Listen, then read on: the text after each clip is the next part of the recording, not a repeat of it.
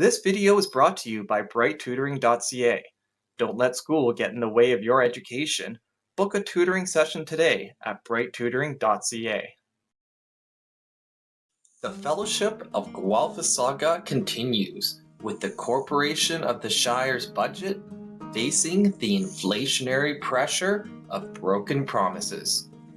With both housing and utility costs rising across the nation, the Lord of the Liberals and the Mayor faced tough budget decisions. The Lord of the Liberals was getting pressured by the Bank of the Land to cut his carbon tax, whereas the Mayor didn't know what to do with his municipal fiscal policy tools to combat the housing cost crisis. Instead of proposing a deflationary tax policy, he wants to do the opposite with a 10% increase to the budget.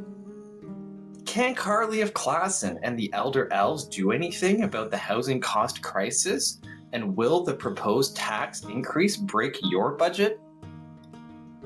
In the nation's capital, the Lord of the Liberals was facing pushback while he played population politics on his national level risk board. He was getting heat over the inflationary cost of his beloved carbon tax. Tiff of Maclam, the governor of the Bank of the Land, applied basic macroeconomic principles to calculate the impact on inflation from cutting the carbon tax. He said it would cause a one-time drop in the inflation rate of 0.6 percentage points from 3.8% to 3.2%. But the Lord of the Liberals ignored the sound economic advice and instead focused on importing new voters. Next year, he plans to import 485,000 new immigrants and then a cool 500,000 each year afterwards. Meanwhile, in the swamps of Toronto, the Big Blue Orc returned home from his hunt for the left-wing lunatics. He missed out on the lunacy, but some of the left-wing people he ran into followed him home.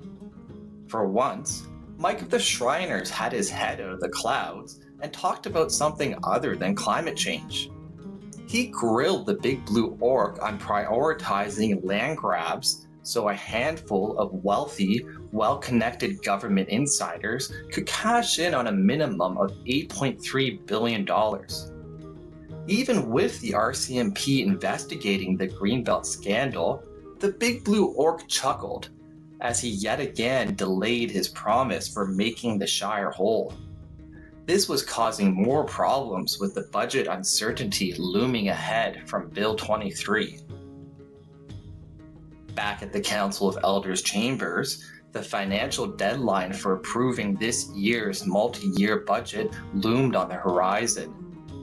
Thanks to the Big Blue Orc's delay in his promise to make the Shire whole with Bill 23, the Council of Elders has to now deal with a projected $227 million loss on the books. They sat through a lengthy presentation on the numbers as the mayor pushed through another counterintuitive solution to the housing cost crisis. For the past 2 years, the council approved residential tax increases of 4% each year, and yet the mayor wondered why the housing cost crisis got worse. If you think the cost of rent in the Shire is bad now, just imagine how bad it will be with the proposed multi-year tax increases. The mayor blamed the Big Blue Orc as he tried to push through nearly double-digit tax increases for the upcoming years. It could have been much lower if the province has done what they promised to do a year ago, Guthrie gawked. The presentation broke down the proposed budget into 3 categories for the mayor to play the blame game. There's things that the Council of Elders can control, accounting for 4.97 percentage points of the tax increase, and the things they can't control, such as the police and library budgets, with a 1.98%. The mayor played the blame game for the substantial 3.38 percentage point increase coming from the Big Blue Orc's broken promise. The largest part of the budget's expenditures, at 49%, was for salaries, wages, and benefits. The proposed budget wants to add 25 more sunshine listers to the Shire, with 5 going to the new library. With the way the proposed budget stands, the housing cost crisis will worsen as it inflates the cost of living in the Shire, both directly and indirectly. Not only are they planning to inflate housing costs directly through residential taxes, there's also additional inflated fees for living in the Shire.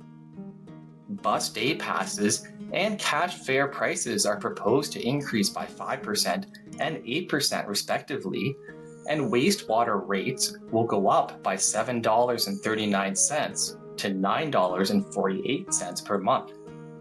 There's also a new fee for fire department responses to elevator entrapment calls for anyone who lives in an apartment building.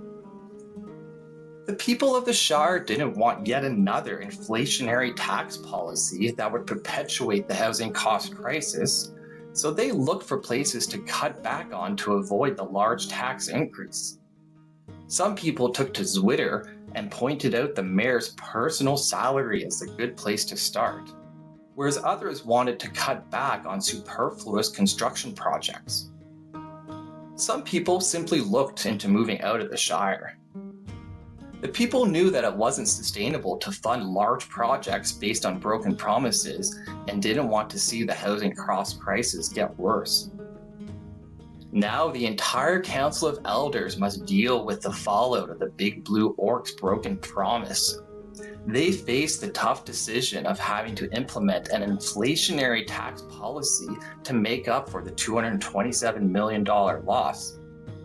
Each member of council was paired up by ward to brainstorm ideas at upcoming town hall meetings. They are looking for advice, and these meetings will provide the people with an opportunity to discuss their disappointment with the mayor and yell at their elected officials.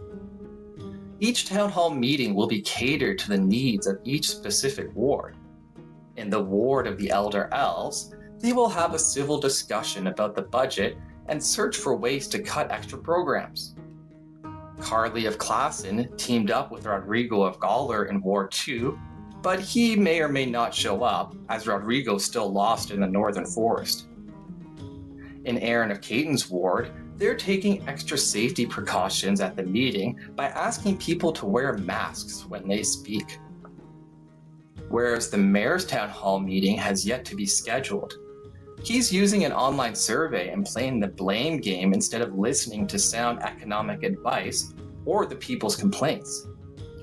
Tiff of Maclam, the governor of the Bank of the Land, has given both the mayor and the Lord of the Liberals a fiscal policy solution to their inflationary pricing problem. If only the mayor would listen to him and cut property taxes, then maybe he could help people with the housing cost crisis instead of making it worse. But in the meantime, he will continue to play European-inspired SimCity on a Game Boy he bought at a garage sale. Can Carly of Klassen and the Elder Elves do anything about the housing cost crisis? And will the proposed tax increase break your budget? Stay tuned here to see.